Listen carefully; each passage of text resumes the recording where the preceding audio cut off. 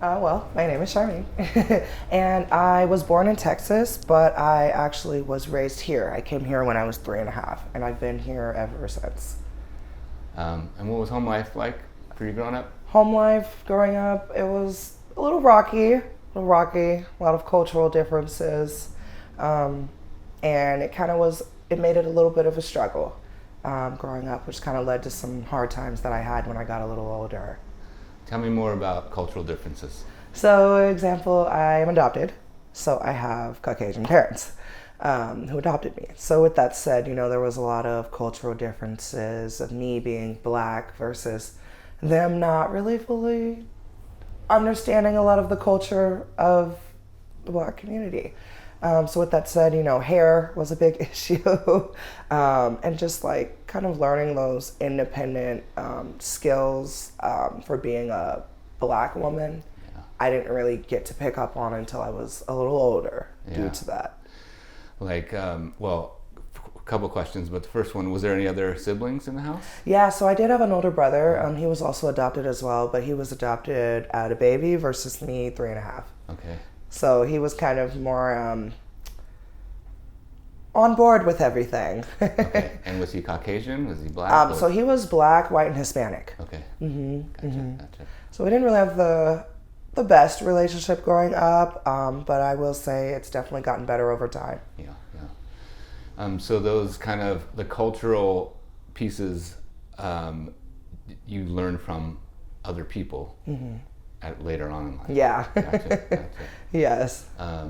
Well, I mean, you are adopted at 3. You're going to school. I think we were talking earlier about Wallingford. I went to In Wallingford. I grew up in Wallingford, but I went to a lot of schools in like Queen Anne.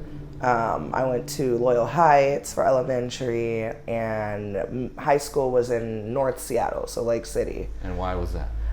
Just because we grew up here in Wallingford, so my parents, I guess, thought those were the best placements for me at the time. Gotcha.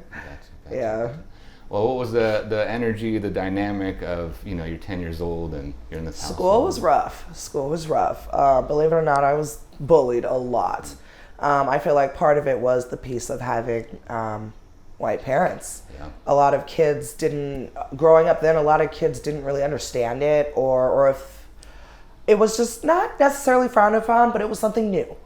And so something I've noticed is a lot of people can't really deal with change or with things that they're unaware about or like the unknowns. Yeah. So you have this kid at your school that has white parents, getting bullied all the time, shy. I just was kind of an easy target, once they started seeing those things. I tried not to let it get the best of me growing up just because it was rough. Like I would have my parents drop me off 2 blocks away just because it's sad, but just because like when I would pull up in front of the school with them, I would get the comments like, oh, is that your mom? Or those are your parents? And I shouldn't have felt shame in that moment or like uncomfortable with me being myself, but I did. Hearing it from so many people, it just kind of felt like I was a target. Yeah. Mm-hmm. Yeah. Well, I mean, you felt how you felt as a kid. Yeah. And, what I hear is just you're feeling so much fear. You're like, drop me off 2 blocks. Yeah, just so I don't have to hear it. Yes. It was a constant thing, Yeah. And your brother's how much older? So he is 2 years older. I believe he's 34 now, 31. Okay. And so growing up, you guys went to the same schools? No, actually, we went to different schools. So he was placed in the more local schools. And I believe that was because growing up, I guess the dynamic was me being a child who was adopted later, already being like aware to the world and like my past at that time.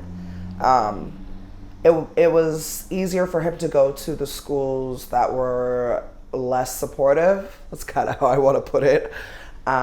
Just due to him not having any of those emotional differences that I had. Yeah, well, something stuck out. You said aware to the world before. Yeah, because me, I was adopted at 3.5. So at that point, like, I don't really remember a lot now, but like at that point, you can only imagine you already still know your parents, your other, your biological parents. You're wondering why you are here, basically, why you got taken from your parents, and you're in this whole other family. Wow. So I just feel like with that piece of it, like my brother kind of got the easy route. That's just what I'm gonna call it.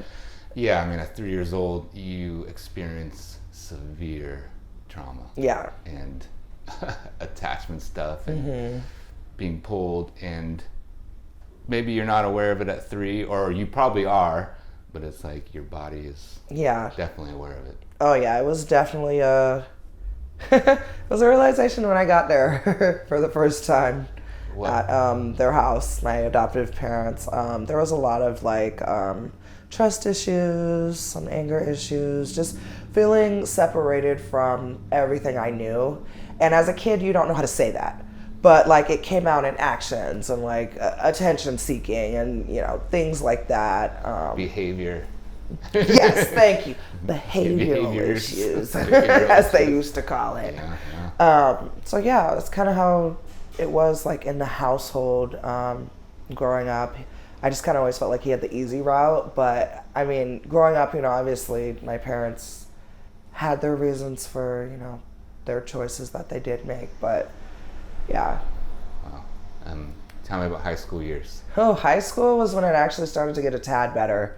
High school was where I was trying to find myself. It was kind of hard because with all the cultural differences, I actually started running away at a young age. Started running away at 14.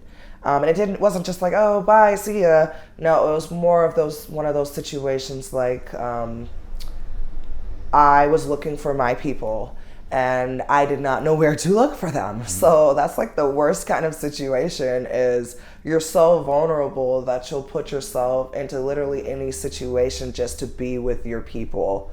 Regardless if if it's healthy, unsafe, anything, it's just you want that because you haven't had it. So with that said, I started running away, trying to find that connection that I didn't have growing up. So 9th grade I did complete, but I was still kind of on the run at that time. I was actually kind of going through a couple different group homes and things like that at that time. But then high school was kind of where I was just kind of grew into who I thought I was supposed to be. I was on the dance team in high school. I did volleyball and I did track.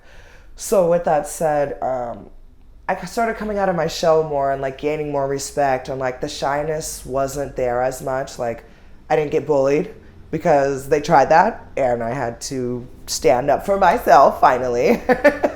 And yeah, so high school was when things started actually getting a little easier to fit in. That's when I started feeling like, okay, I might actually fit in, Yeah. Well, I hear this as like beginning to accept yourself. Yeah. It's like, and for some people that takes, I mean that's a process. Yeah. Of course, but it also takes work and it takes a lot of things. But after high school, what's happening? So after high school, I started to get a little more independent. As I said, I was in group homes at that moment. So I guess the question is, when you said you're running away, where did you run to? The streets, if we're being technical. But it was more of a sense of like, I would have to wait for the bus sometimes to go to school. My parents would take me halfway to high school, but then I'd have to catch a bus to go the rest of the way. And with that said, you get exposed to things that you've never experienced or seen before. And my bus happened to be right smack in the U district.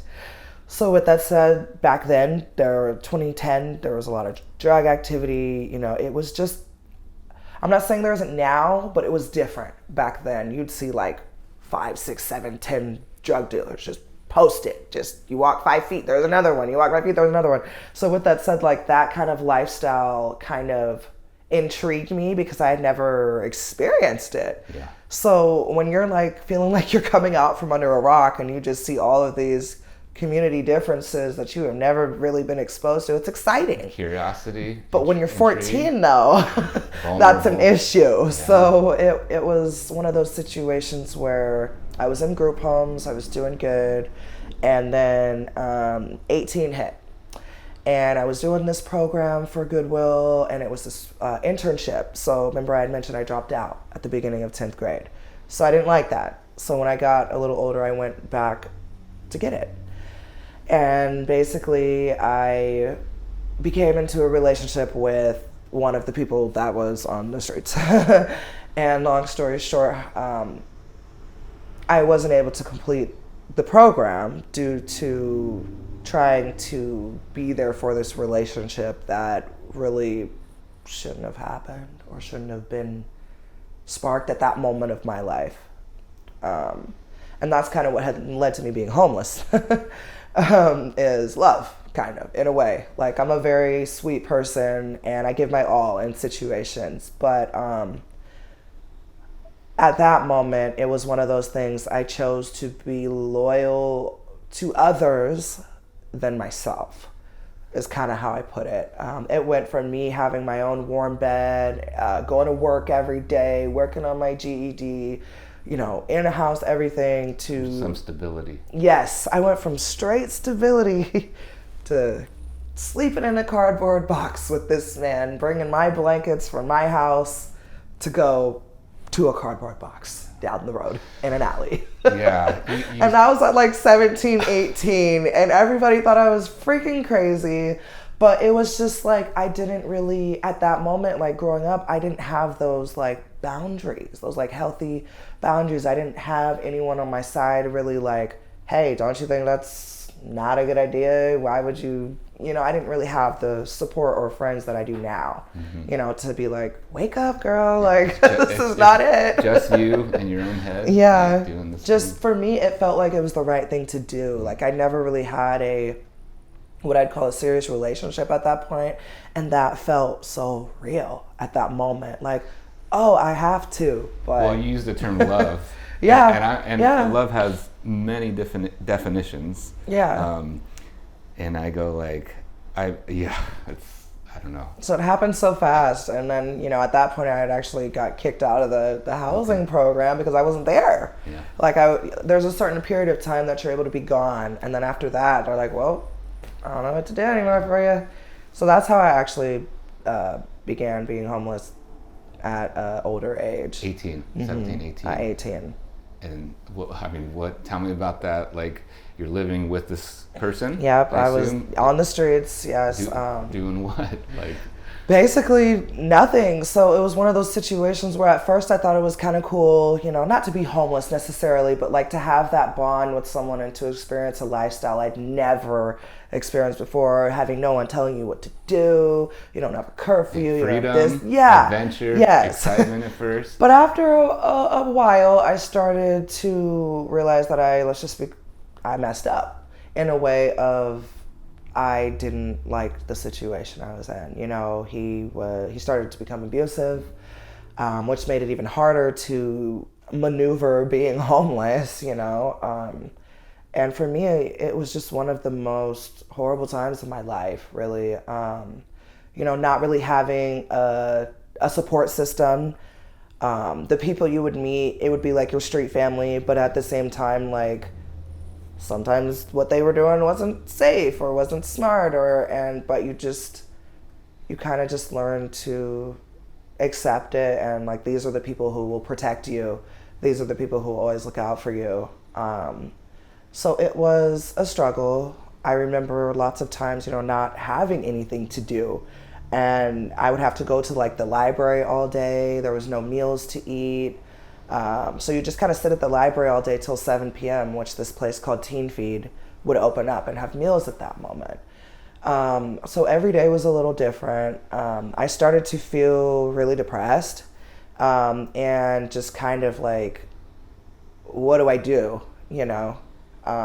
So I started looking into some like resource places, and at the beginning I didn't know about them. Because nobody had actually told me about them, and I feel like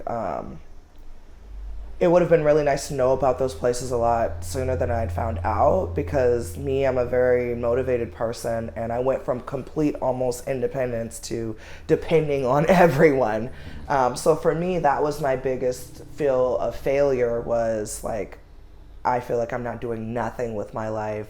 The community doesn't accept me anymore. They probably think I'm just some person who's just, not really wanting to take life seriously, and that wasn't the case for me, The community. Yeah, the community, meaning not the other, people that I was with that were also homeless, but like restaurants, establishments, even DSHS, places that you would expect support from.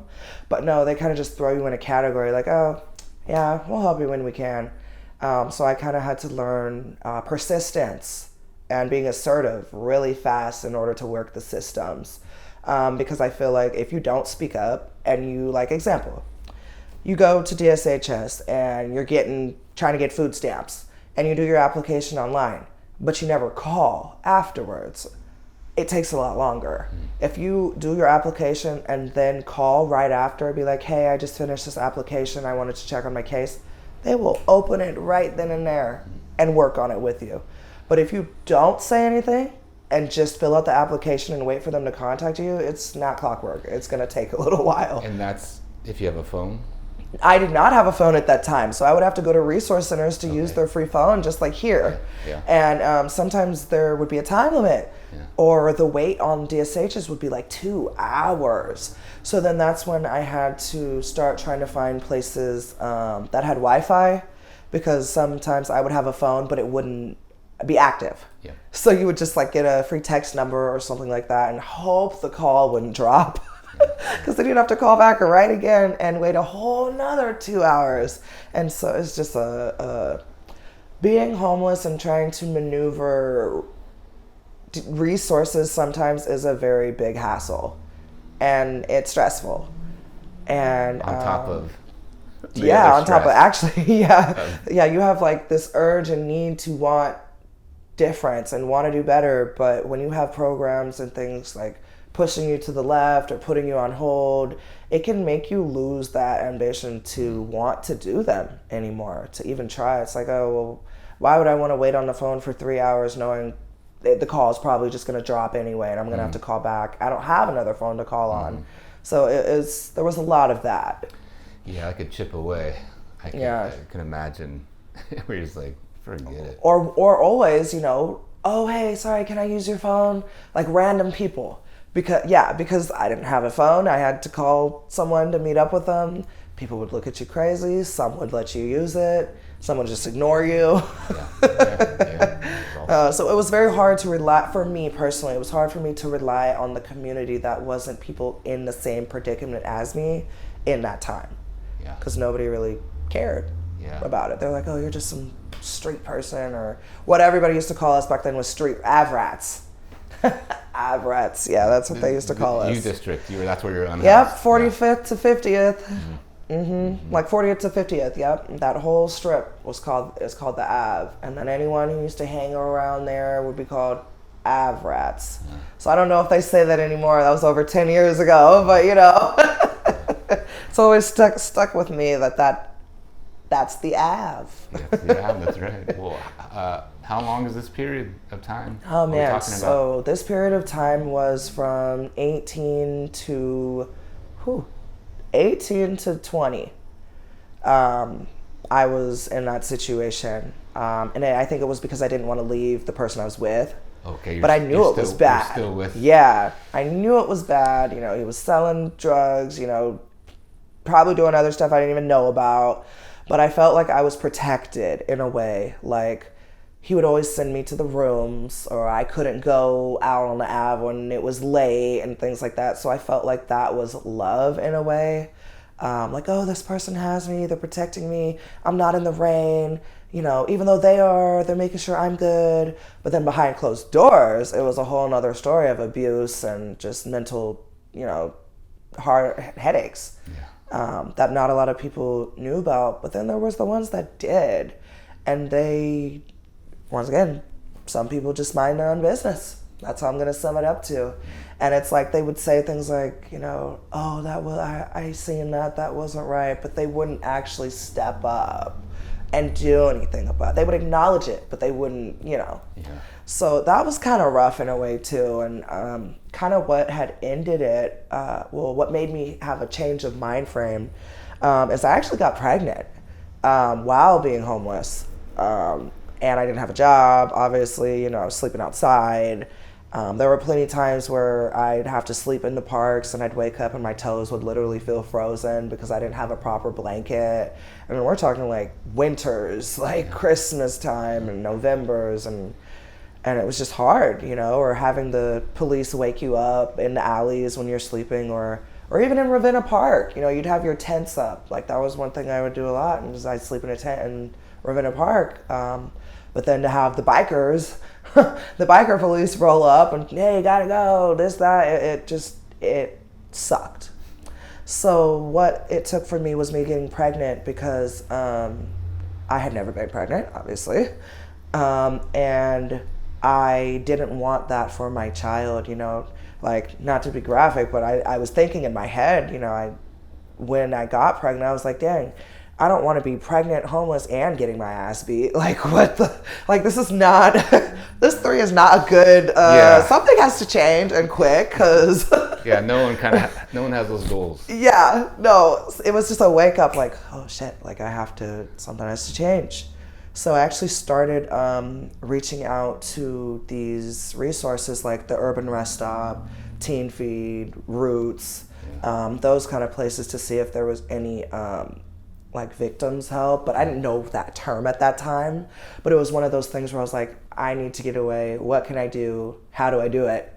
And I got hooked up through Roots, actually, and was able to get a really good case manager who was able to get me a housing voucher. I got my first apartment in downtown, and I've been stable ever since. I was able to start working again. I worked at the stadium ever since I was 18. I worked there 6.5 years. Wow. Yeah, I was a Stanley at 18, wow. Managing over 50 people at a time.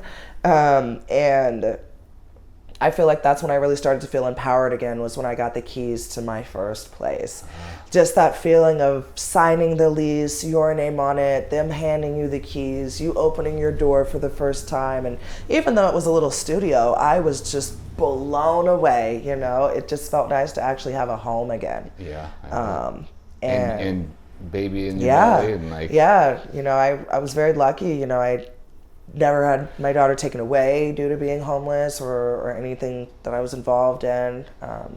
She's healthy and yeah. I don't typically ask this question, but how were you coping with the trauma? I don't feel I was. Let's just be real. I don't feel I was until I was able to really not talk to him anymore. When I first moved into the apartment, we weren't broken up, but it was one of those things of, I knew I was trying to get away. So somewhere deep down. So I actually, took the right steps to be able to get that space between the two of us. Yeah. And that's when things started to get a lot better. I was able to remember who I was again. But you weren't like, come with me, you didn't? I did. Oh, you did? Actually, in the beginning. Right. In the beginning, I did. He was never on the, it was just my place, but it got to the point he was still abusing me. So I stepped up and did what I had to do at that moment.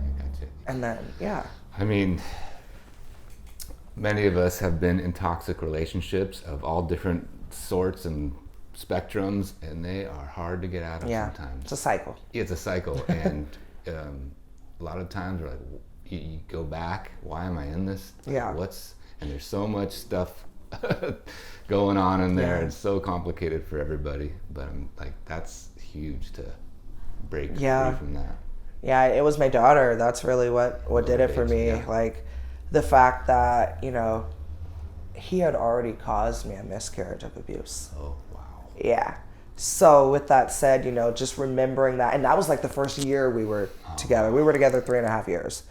So with that said, I had that flashback of how horrible that experience was, and I never went to the doctor. either, because I was so scared that me going was going to somehow get back to him and get him in trouble that I never even went to go figure it out. But if we're fast forwarding, when I found out I was pregnant, I was like, I cannot go through that again. And when he did that again, after me already accepting him into my living situation that I had just got, I couldn't do it anymore. So that was when I had to break the ties, and I had to get a restraining order. Oh, gotcha. Yeah, I had to. Yeah. Like legally had to go to. Yeah. Get that yeah. far. So I had to maneuver that route, and it was for the best. Yeah. It was for the best. Yeah. Yeah. And you had your daughter. Yeah, my daughter's alive. She's healthy. Yeah. Yeah, I wasn't gonna let that happen again. I feel terrible if I was to know. At that time, I didn't know the first time that I was pregnant. Oh, okay. Yeah. Okay. Until after, aftermath. But that when I actually acknowledged it and knew, I just knew, like, I need to step up. I can't. This is a child, like being 19 with a child, 19, 20 with a child is nerve-wracking as it is. Yeah. Well, I mean, it's I've talked to people, and some people step up, and some people do not step up. Yeah. And something in you, I don't know where that comes from, but with everyone's different. But yeah, you shifted, and we're like, okay, I need to take a different path. I think it was because of my adoption story and my birth story. I vowed to myself, for one, never to give my kids away, like my mom, my birth mom did, no matter how hard it gets. And also, I would never want to lose a child or somebody I love due to somebody I'm with or in a relationship with. That's just not good. It's horrible. So I just wanted to do what was right for her and to be the best mom I can be in that moment and on.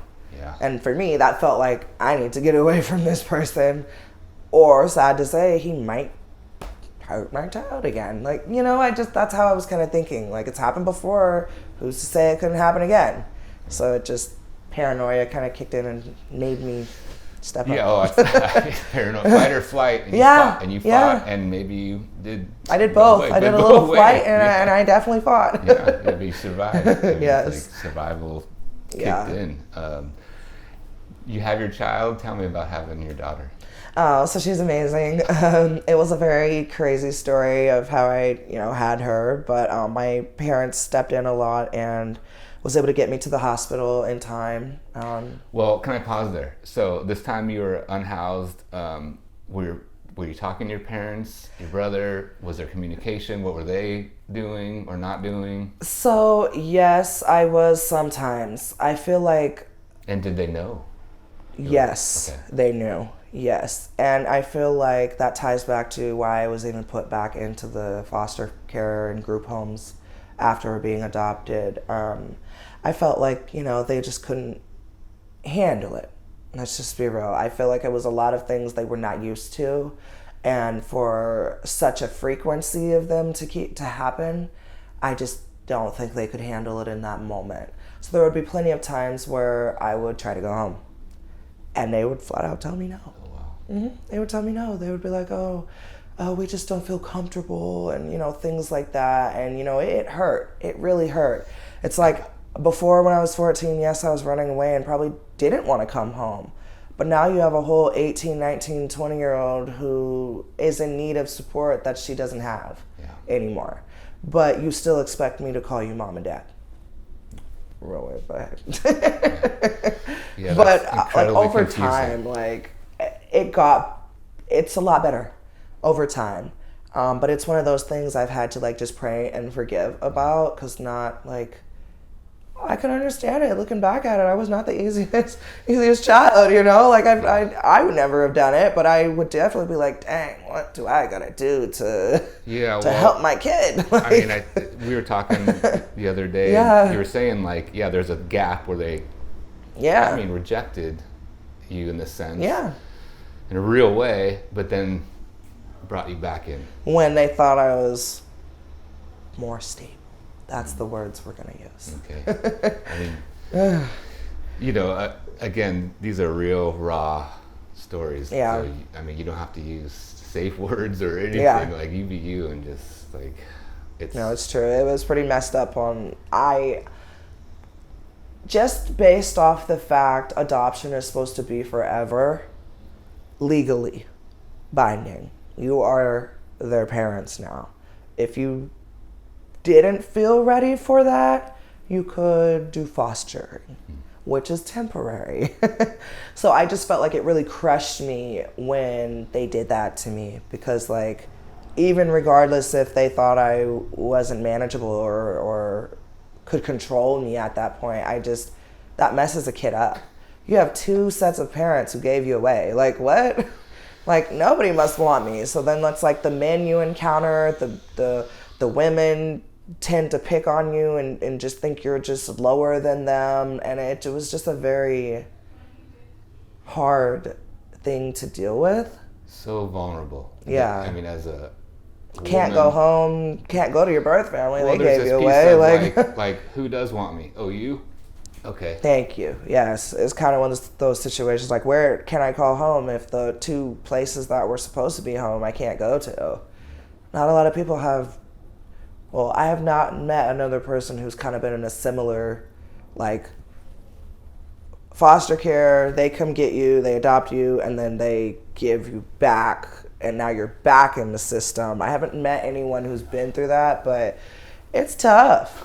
So then it's like your whole life you're trying to like prove yourself to everyone. Like, I'm worthy, I'm smart, I can be good, those, it's like the mindset kind of got all jumbled up after that. Like, yeah, I mean, it wires your brain a certain way, and you gotta work fucking hard to rewire. Yeah. And, again, back to that book, the body keeps the score. And it's like, God, how do we work so through there was this a lot of times when, I would be in, and I won't even call them relationships now that I look back at them, because they weren't relationships.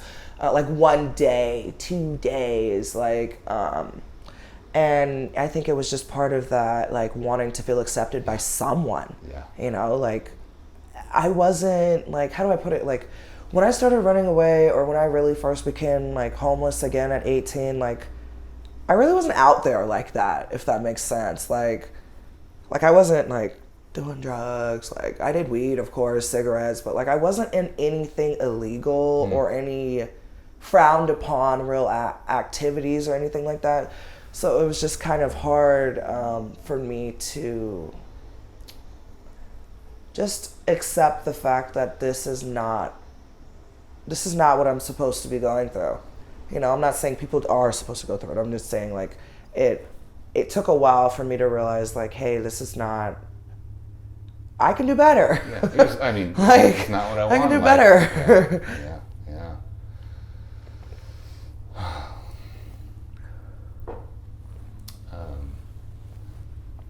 This can be in or out, but I think you were telling me over there that at some point you did, we were on the streets. Yeah, So with that, it's kind of same thing, looking for love. There was a lot of people who would say that they wanted to be in a relationship, but then it actually just turned out they were using me.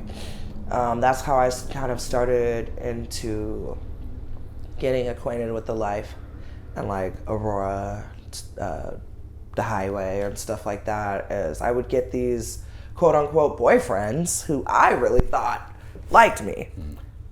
But they didn't. They were just using me. And they would say things like, oh, I love you. Oh, help us get some money so we can have somewhere to stay tonight. Oh, if you do this with that guy, I swear I'm not going to judge you. This is just you caring about me and you. Don't you want somewhere to stay? Don't you think we need to eat something tonight? Like, and being like, so there was 2 parts of my homelessness. So this wasn't when I was 18. This was at 14.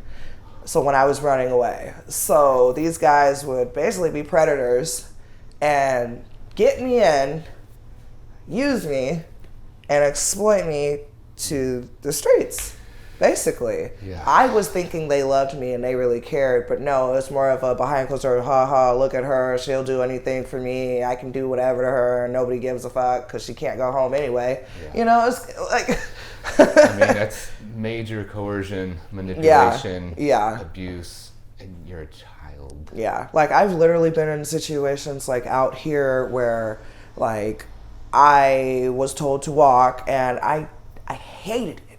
I was like, I'm not saying women do, but I was one of those girls, let's just call it what it is, that knew it was wrong. Like none of that stuff even started for me till 14. I'm talking sex, drugs, all that didn't start until then.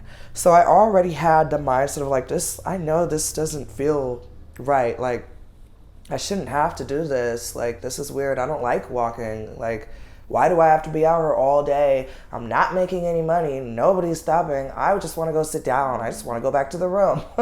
So there was plenty of times where out here, there are certain things you can do and you can't do when it comes to having a pimp or somebody that has you out there making money for sexual things.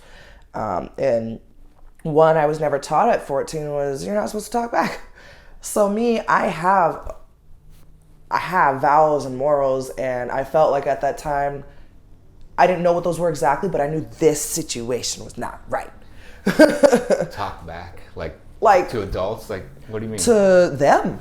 So like you're not supposed to question what they say, you're just supposed to go do it. So me at 14, knowing this kind of wasn't right, but not really acknowledging it like I should, there were plenty of times where I would like question it. You know, you're 14, you got questions. Like and ask somebody.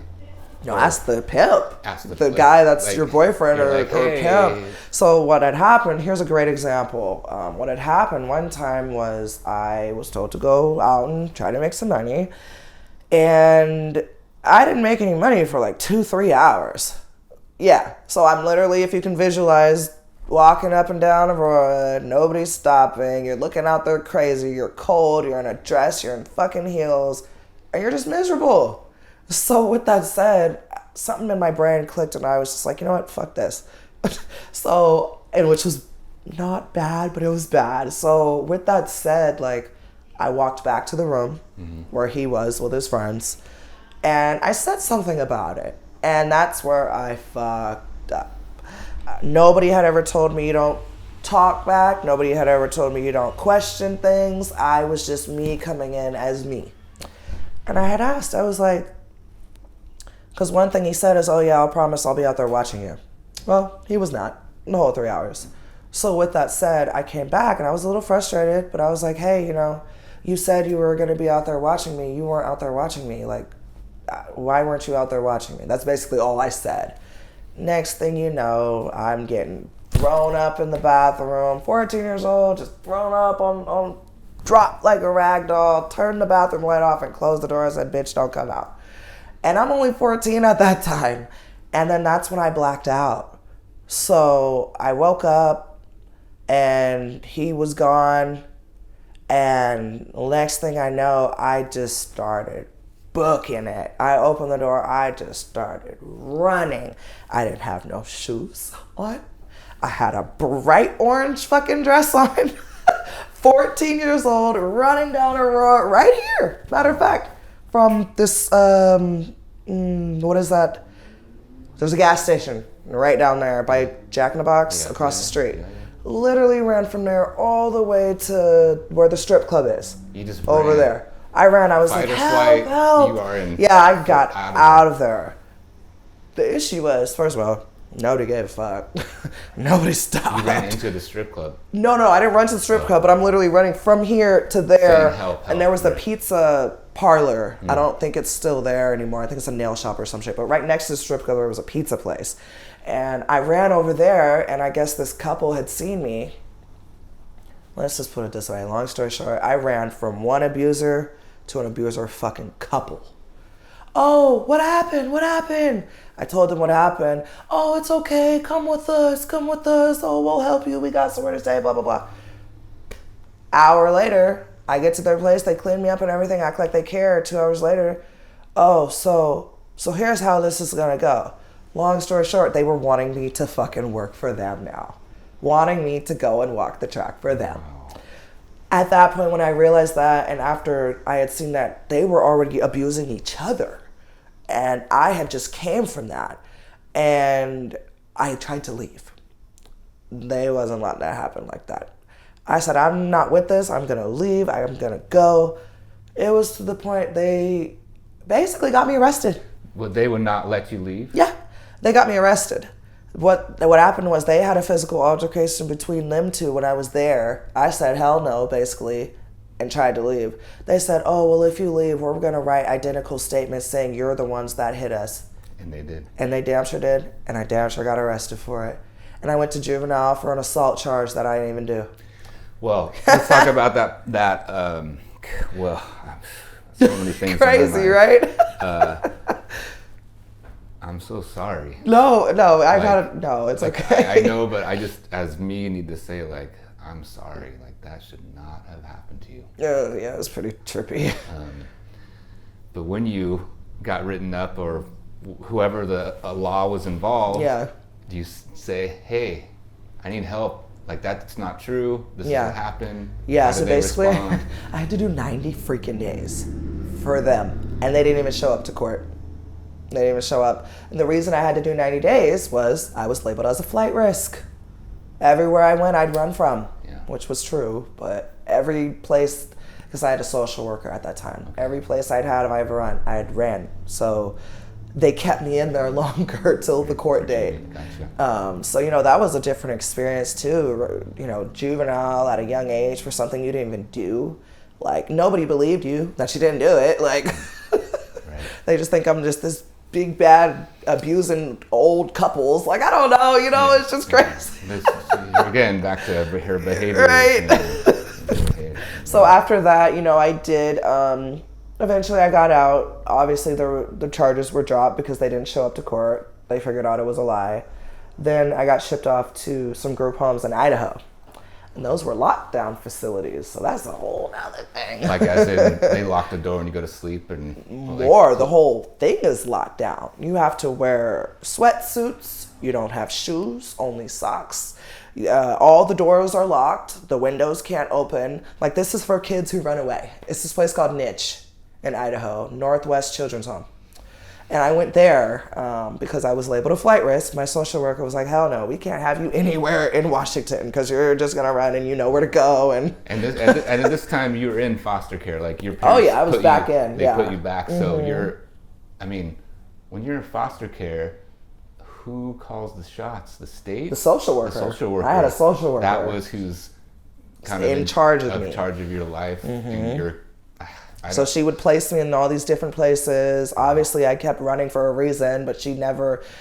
And that's the thing, too, with social workers. Like, back then, mine didn't give a fuck. Like, she had me sit in juvie for a week longer so she could go get a new car. And she told me this. She had something to do.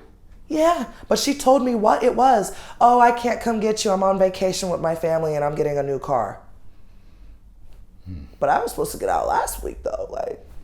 So there was a lot of feeling forgotten about, like, my voice just didn't matter, like I didn't have a say in the homes I was going to. Like, she didn't really care. She just just go here. You already fucked up at the last 5. Like, that's the kind of attitude she had with me, and it was horrible.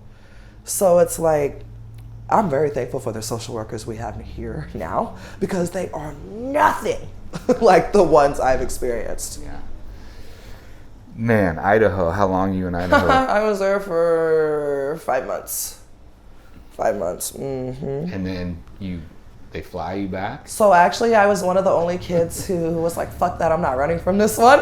Oh, okay. Yes. I was 15, 16, and there was a point when everyone planned that run where they would basically, like juvies and prisons and stuff, where they cause a riot on purpose so everybody can do shit.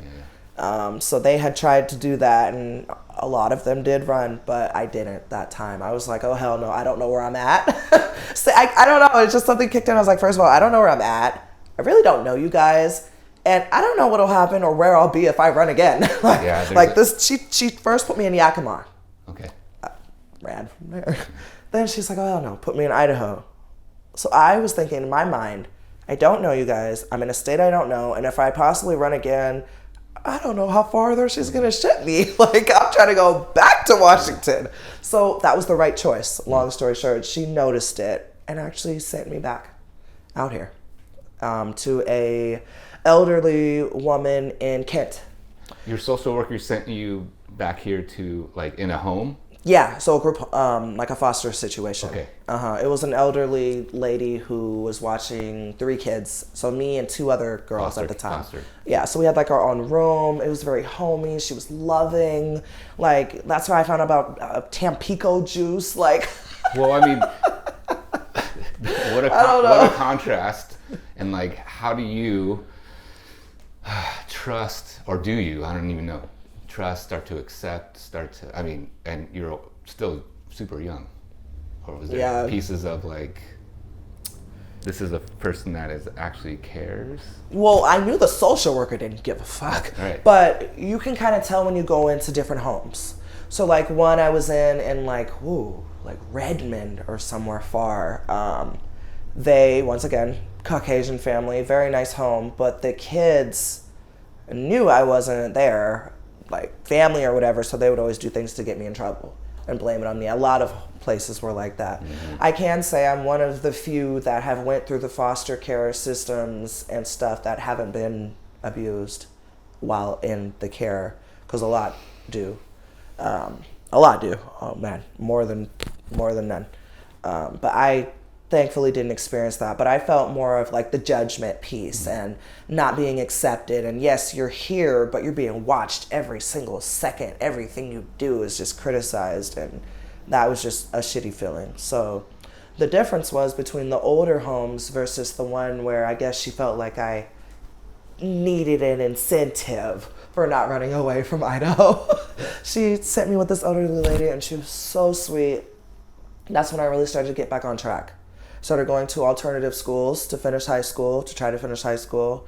I went to a couple out here, which were actually really good. But then the lady couldn't take care of me anymore, so she sent me to a home in Burien with this black lady. So that was where I started getting the real. Because Miss Tanya was not playing that bullshit. She was like, oh, hell no. She would set you straight. And I had never experienced that before. Like a strong, like, black figure, positive role model figure in my life. I'd never had that. So at first I was kind of like, ew, this lady, what the fuck her problem? Like, yeah. But I'll tell you, I never ran away. Was it like some heavy guardrail structure? No, that was one where, like, how I put it is she just had her shit so together. Well, I guess it's there's this element of like, you felt go ahead. She just had her shit so together, and she was just a strong, independent woman. Like, she wasn't married, had her own house, 2 cars, place was beautiful. She had other daughters, but also there was other kids there too, just like the last place. So that's the first home when I really started to feel like really accepted by other kids and teenagers that were going through similar shit as me. And she started teaching me, self-care and how to like take care of how black people are supposed to hold themselves. Let's just be real about it. Like hair, nails, all that stuff. Which was very, very, very beneficial to me, and I still haven't forgotten her to this day. It wasn't like she was being mean, but it was one of those tough love. Like, she obviously knows the kids that she's taking in, you know, like you can, it's not to say, but you can kind of pick which kids you want. Okay. They'll be like, oh yeah, so we have this kid who needs a home. They're dealing with such and such and such and such. You can either say yay or you can say nay. And I think she knew how strong of a person she was. Mm-hmm. And she tended to take the more at-risk youths. She knew her limits, capacities. Yes. Knew herself. Yes. Mm-hmm. So that's when, and I was about 17. So then from 17, I started going into the independent youth care programs. I was in Pathways. I don't know if you know that one. It's the, before they changed it to the Bridge, youth care had about, and I think you know them, there's about 4 military-based houses in Sandpoint. Right there. Yeah. They're probably a lot different now. There was the pregnant mom house. There was the independent co-ed at that time. Oh, that was a totally different story. Yeah, it was all youth care houses, but it was the pregnant house, the co-ed house for youth, and then right next to it was the independent living 18 and up co-ed house. So that's when things really started to get back on the up and up for me. Yeah. Well, you age out at 18? Yeah, so how it works is, obviously if you're pregnant, you would go to that house. But if you're anywhere between 12 and 17, 18, you would go to the youth care house, which is you have your own room. There's a staff there. You do life skills, groups, goals. You cook dinner. A meal's always provided. It was that was where you would go to get stable. Right. And then if you do good and you age out, you would go right next door, basically, to the 18 and up house where you start getting a job. And this is where Goodwill came into play? Yes. Gotcha. Yep. And so this is the place you lost? Yes. Gotcha. So I was doing real good. So I went from the youth house, was doing great, got all my, ish together, promoted to the adult house, started getting my ish really together. And that's when I got that job. And then I actually moved out. And moved into another house in the University District. I forgot what that one's called, but it's another independent living house where 18 and up, you have little rules, you help with chores, dinner, but you have to be trying to get work in school. And it's a program. Yes, it's a program to get, stability, learn those independent skills. And that's the one that I left to go be on the streets. Yeah. Not like that. But that's the one that, that's how it started. Yeah, well, I mean, that's how the second round started. Right. Yeah, I hear that. It was odd because there's two pieces to it, but that's life. You do good for a certain amount of time, then you hit the obstacle, and then you get back on your feet, and just when you think you're in there and making it, boom. Yeah. It happens again. I mean, we all make mistakes, are imperfect, and take this road instead of that road, or that road instead of this road. It's everybody has their story of our how we navigate through this life. Yeah. And they're all different. I think mine, like I was saying, what really did it for me was getting pregnant. My parents, aside from our cultural differences, their beliefs and their what they stand on is so powerful. They've been married over 50 years, 45 years or something. Never really argued. Yes, they had their differences, but it was never anything I've went through. It was never physical abuse. It was never, bitch, fuck you, go die, I'll beat your ass while the popo come. They didn't experience that. So, growing up in a household that is so loving overall and has good boundaries and morals and, believe in marriage and married for a long time, that's something I've always wanted. I had wanted that from a little kid. About 8 years old, I think I was one day I want to be married, have a white picket fence, and have a whole bunch of animals and do this, do that. Well, you were modeled that. Yes. Structure. Yes. So, yeah. Yeah. Again, we were talking out there. At some point, you reached out and found your biological family. I did. At what age?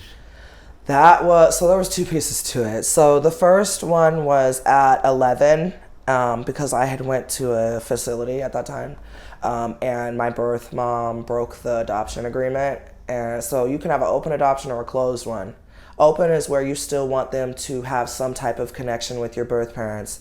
Closed is where you're hell no, you've already done enough. You don't need to talk to her anymore. And my parents had chose the closed one. So my birth mom actually contacted me on Facebook when I was 11, and already in a shitty mind state situation. I'm already struggling a lot at that point in time. And she just kind of blew the top off of all that over again. So here I am, oh, I miss you. I'm so sorry I gave you away. I should have never done that. And showing me baby pictures and telling me about all these family members and this, that. But, so that really kind of also made my relationship with my adoptive parents worse, because she's like, oh yeah, I want to come get you. You should come with me, this, that. And then I was kind of like, well, fuck you guys. Like, not to be like that, but it was the feeling of, well, I'm already feeling like you guys don't accept me. Then I have this lady who's claiming she's my mom, knows all this stuff about me, knows all these black family members and people I could just call anytime. It just seemed like a great thing. I was ecstatic. Yeah, 11-year-old. Yeah. Yeah, of course. But then, growing up over time, she exited again. So it was like she talked to me for a few months and then just ghosted. And it hurt me, but they tried to pop back up when I was a lot older. 18 is when, 19 actually, is when I started getting reconnected with my biological family again. And that was when I was on the streets. And at this time, did you reach out to them? In a nutshell, no. My uncle reached out to me somehow. I think either my mom or someone on Facebook had seen my phone number or something, and he had reached out. So at that point is when I started getting acquainted with all these cousins, uncles, aunties, everybody. And it was really overwhelming, but it was overwhelming to me in a good way, because I finally was feeling like, okay, maybe I do really have a family, But over time, things come to the light, and my mom disowned me again at 19. So kind of how it went is I was feeling comfortable, starting to meet a lot of my birth family online and talk to them. Building relationships with people. Yes, with my people is what I felt. But then when it came time for me to go visit, and I went to go visit to get away from my ex the first time. So this was before I was even pregnant. I tried to get away. Union Gospel Mission paid for me a ticket to Texas to go reunite with my family, to get away from him, just being real. So with that said, I told my mom, I was like, hey, I'm coming out there, I really want to see you. She literally told me, no, you can go see your other family. And that's just flat how she said it. So if you can only imagine, I haven't seen her in 16 and a half years at that point. You would think I'm probably the first person you would want to see in that situation, But so me, I kind of got upset. I was like, oh, so you don't want to see your daughter that you gave away 16 and a half years ago? I had to throw it in her face. Yeah. Like, how more blunt can we be right now? Like, and very she's honest. and she's like, no, you can just see your other family. And it hurt me so bad, because I was already on the Greyhound out there. The only real family I knew that I was going to see was my uncle. I had one cousin that I was very close with, but to have your mom, somebody that gave you away, you're already having issues with the family she gave you to, and for her to be like, I don't want to see you when the time is right. What a punch in the gut. Yeah. So it really hurt. So when I got there, my uncle was just blown away by what I told him. It was to the point that he drove me to her job. This is your mom's brother. Yep. Drove me to her job. She was working that day.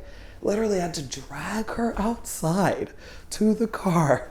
And he's like, you don't want to see your daughter? She's right here. And I'm standing by the truck. So when I tell you, she's looking through me. Like, she doesn't even see me standing here. I'm like, hi, Mom. And she's just like, oh, I gotta go. And she just turns around and walks back inside. And that was it. I haven't talked to her since. Oh, wow. Yeah, so, it was kind of one of those, like, what the heck moments. More than that, like, the WTF moment, my uncle was my uncle was very blown away by that happening. But with that said, I started to reach out to other family. He brought me around other family members and started to see the difference between the country lifestyle, where I'm from in Texas, versus Houston. So me, I'm straight train tracks, dirt road, trees, riding horses. That's where I'm from, the country. They're a little more different. Like here, upstyle, fast paced, all of that. Cityized. That's what I call it. I call myself, I'm from the country, but I've been cityized. So, you know, with that said, I got to see two sides of my family, basically. I got to see where I came from, and if I would have stayed there, it wouldn't have been that, wouldn't have been very good for me. But I also got to see my mom, how she low-key I'm very happy I got adopted just because I know regardless if I was in Texas, I would not be who I am today at all. But also, I got to see what my birth mom kind of robbed me of.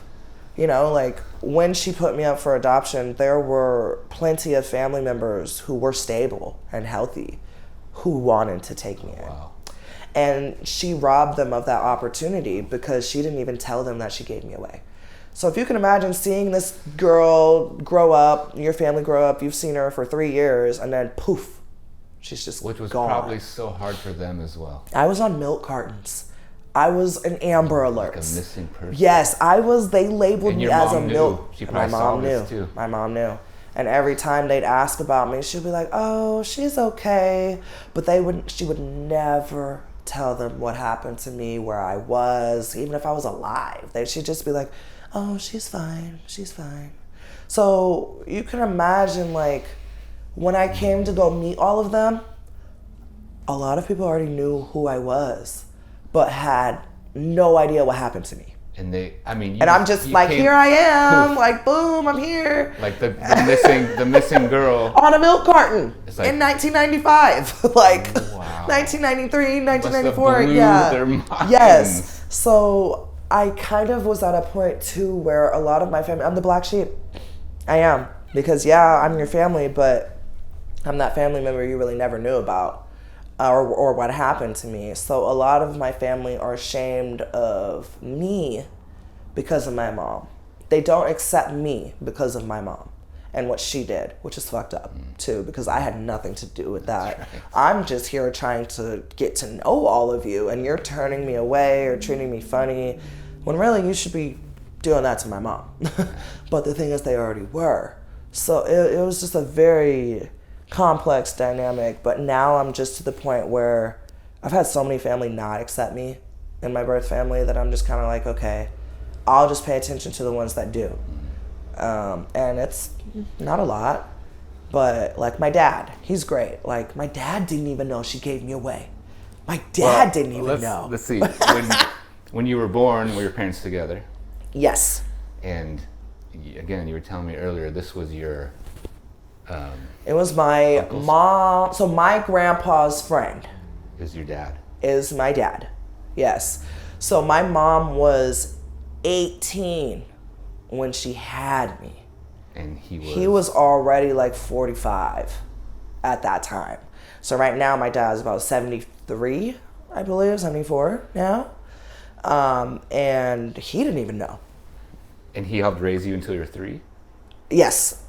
And all of a sudden... And he has pictures too. You're missing. He has pictures in the hospital, me as like mini baby, fresh. And he didn't even know.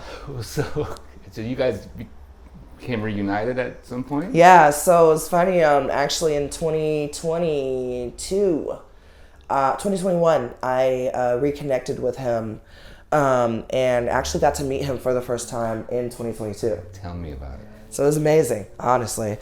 It was a little odd, but it was amazing. Just to meet actually someone who actually seemed like they cared. I went to Texas with both of my girls, and I was actually pregnant with my last. At the time. I was very freshly pregnant, like 2 months, probably 2 months. Yeah, it wasn't much. And he picked us up from the airport. When is this? So, is this the first time you've seen him? Yes. Like ever. More. Yeah, that I can remember in my whole entire life. What was that like? The feeling when you land and you're like. It was a little nerve-wracking, but it was also relief because my mom didn't want me. Like, I felt like, okay, at least one family, my dad actually cares. Like, if anything, this is who I'm going to put all my focus into because he's actually showing that he's not like he's her. Showing up. Yes. So he picked us up from the airport, let us stay with him. Yeah. But I mean, you walk out of the terminal and like, He's right. I know it was kind of crazy. That's him? I already knew. Yeah, I did. Like I said, I'd seen a couple pictures. Yeah. And he was kind of already waiting, and I think he remembered what I looked like. So it was one of those things. If you can imagine this, you have me. I had orange hair at that time. Orange-haired girl out there, 2 kids, like 3 suitcases. I'm kind of looking a mess, you know. Like we're getting off this small charter plane that only had like 10 seats. Okay. To get where I'm from, it's like a very dinky I see. plane. Yeah, gotcha. Yeah, very nerve-wracking, by the way. And then he was like, oh yeah, so yeah, this is me. And we get in the truck and we drive 3 hours, and yeah, we got to where I'm from. Yeah. Which was very nice. The horses and the... Yeah, well, I didn't necessarily get to ride any yet. But I mean, that's the you know, to set up the picture of what I imagine is like out there in the country kind of. Yeah, dirt roads, train tracks, wooded areas, houses like a pretty good distance apart because they have so much land. You got these little teeny mailboxes on the side of the road. Oh, man. And so that's the beginning of your relationship. With my dad. And you're how old? I'm 31 now. Well, I mean, when this was 2 years ago? 2022, yeah. Or 3 years ago? Yeah. Yeah. Wow, so you just started your relationship with your dad not too long ago. Yeah. Wow. And he met his grandkids? Yes, and he is so thankful for that. But then there's another piece to it. Gotta bring this up. I think there's some shady family-ish, as I already kind of mentioned before, because like I had 3 brothers and 3 sisters on my dad's side, and then me. I'm the youngest. My brothers, okay, boom. My oldest brother, he didn't know about me. The middle brother, he didn't know about me. The youngest brother, to me, didn't know about me, but he knew my mom. So he was a little tyke and stuff, and was around my mom, I guess, after she had already given me away. Oh, so he knew about you? No. But knew your mom? Yes. Oh, after she gave you? Yes. So I was this big secret to a lot of family. So with that said, my sisters, they don't accept me because my dad never mentioned me. That's the messed up part. My dad knew about me, but never mentioned me to any of his side of the family, unless they already knew who I was. Yeah, I'm curious why. Have you asked him? No. I've tried. He gives me the runaround. And it's like my sisters, they don't accept me because they feel like since their dad, which is my dad, never mentioned having another child. That was the big thing, I think, for them. Is these women were like, our dad never told us he had another child. How the hell can we accept you if he didn't even tell us? Yeah, wow. And still to this day, like, he told them who I was, but they don't really believe it. They don't believe it. Not really. Yeah. They think, I don't know what they think exactly, but the vibe I get is that I'm one of those kids who are just trying to force their way in the family. Like, outsider. Maybe that's not really my dad. You're an outsider. Yeah. Mm-hmm. You work at the Aurora Commons. Yes. Tell me about that. The Aurora Commons is an awesome place. How I found the Commons is actually I was looking on Indeed. I had done a lot of like leadership things in previous positions, different places, but I was kind of feeling like I needed to have more of a voice for adults. I had a voice for younger children, like being a mentor and a counselor and things like that. But when it came to the adults, I felt like I had so much advice and so much wisdom and so much lived experience that was just locked up, not benefiting anyone. So I found Aurora Commons on Indeed and applied, got to check out the space. And the first thing I noticed was, wow, I wish this place would have been around when I was homeless. And the thing is, the crazy part is when I left the streets was around the time this place opened. So it made sense. Like, oh, well, okay. So with that said,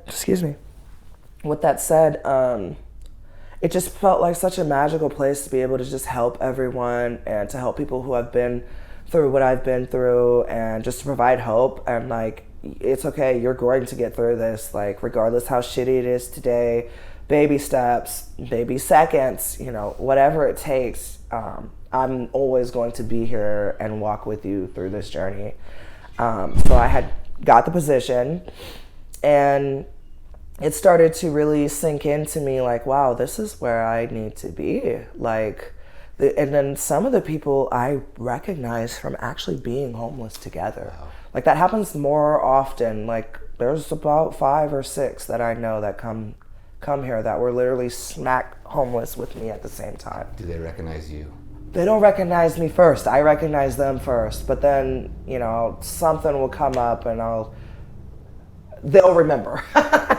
I'm one of the type, I don't like to bring it up unless they are like, hey, I remember you type thing. I think that's respectful. But I definitely remember them just from it being such a traumatic experience. Like, you know, even when it's fun, even when it's calm, it's still a traumatic experience, like overall. Like not having nowhere to go is traumatic. That's right. You know, so you never really, well, me, I never forget those people that I struggled with. That's just how I put it. And seeing them at the Aurora Commons, in a way, it warms my heart to know that they're okay, but it also hurts my heart to know they're still going through it.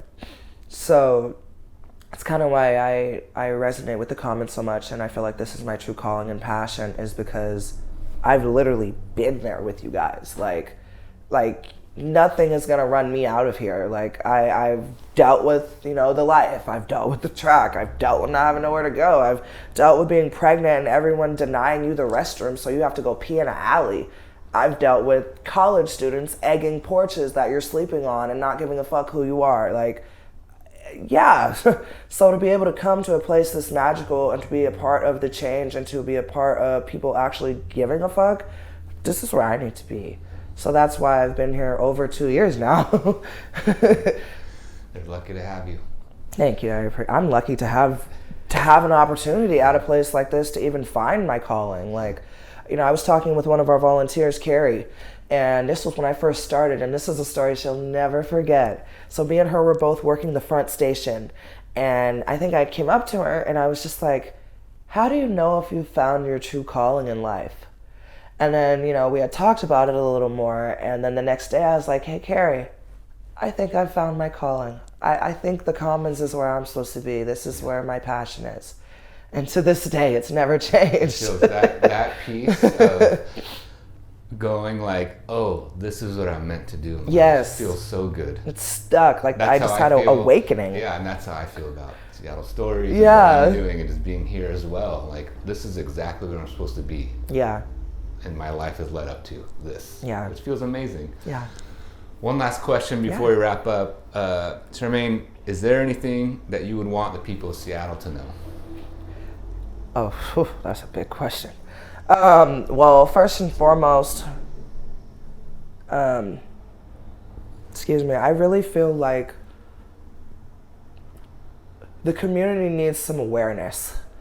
And I hope this provides that for them, how not everyone is just a bum, not everyone is just homeless because they want to be. There are life situations that really can happen just like that, and you won't know what to do, you won't know where to turn. So just kind of being more loving in a way. Like, yeah, it might suck to see, you know, the same people doing the same thing every time when you walk to work or walk home, but it's as easy as hi. Not a lot of people try to conversate. And I get it, you know, safety and all of those things, but like sometimes all people need is just to be noticed. And when we're going through that, like me, everyone would always look down on me and things like that. But if they really like the few that actually spoke up and spoke to me, it made my day all better. You know, just patience is good. Just being open to different scenarios and things, because sometimes it's not always what it looks like. And yeah, that's for Seattle. Yeah, that's kind of what I would have to say. Just kind of give more people a chance. Like, love thy neighbor, you know, like literally we have neighbors, but you know, like just being open and patient to want to do that would make a really big difference, I feel. Thank you so much. I really appreciate it. Yes. Thanks for your honesty and vulnerability and for doing this. Oh yeah, of course. I wouldn't have it any other way. I just hope that, you know, the word gets to the right people to make change. Yeah, it will. Oh, can I give you a hug? Yeah, of course. Yeah. Thank you. Thanks for sharing. Good to get to know you.